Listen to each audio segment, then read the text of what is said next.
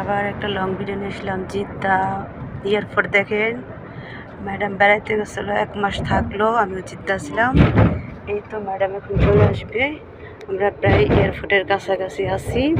তো দেখেন কত সুন্দর একটা পরিবেশ, আসলে অনেক ভালো লাগতেছে। যেদিনকে গেছে সেদিনকে ওনারা দিয়ে গেছি, এখন আবার আনতে আইছি। তো সে 3টা বাজে রাত নামছে, আমরা প্রায় যে ড্রাইভার আছে সাথে প্রায় কাছাকাছি। এই যে দেখা যাইতেছে, দেখতে পারছেন এয়ারপোর্টে চলে আসছি, জিদ্দা এয়ারপোর্ট, ম্যাডামকে রিসিভ করার জন্য। অবশ্যই আমি যেদিনকে বাংলাদেশে যাবো এই এয়ারপোর্ট থেকে যাবো, জিদ্দা এয়ারপোর্ট থেকে। দেখতে পাচ্ছেন ওই যে এয়ারপোর্ট।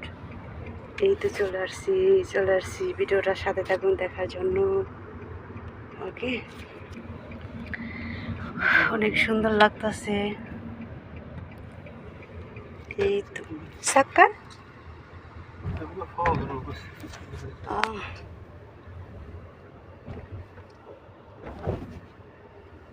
ইজি হিনাক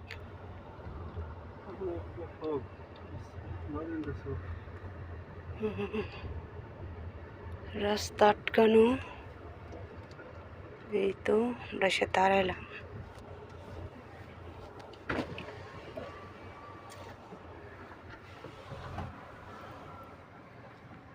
তো এখানে রাস্তাটা বন্ধ, ড্রাইভারের ডিবাইতেছে, বুঝি না কি করতেছে, হয়তো রাস্তা খোলানোর জন্য। যে দেখেন রাস্তাটা আটকানো, আসলে দেশের আইন কানুনটা অন্যরকম। এই তো খুলে গেছে, এখন গাড়িটা রানিংয়ে আছে, দেখতে পারছেন।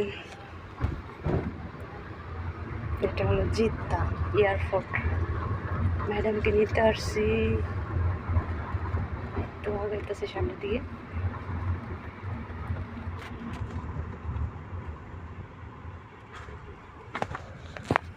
এই যে দেখতে পারছেন ও গাড়িটা ঘোরাচ্ছে, বুঝতে পারতেছি না, গাড়ি আটকানো রাস্তা।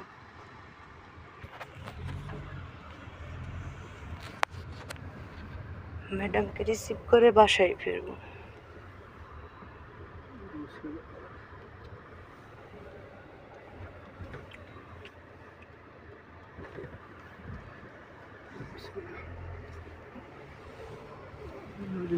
দেখেন কত সুন্দর, এখনো পৌঁছেনি এয়ারপোর্ট, একটু বাকি আছে।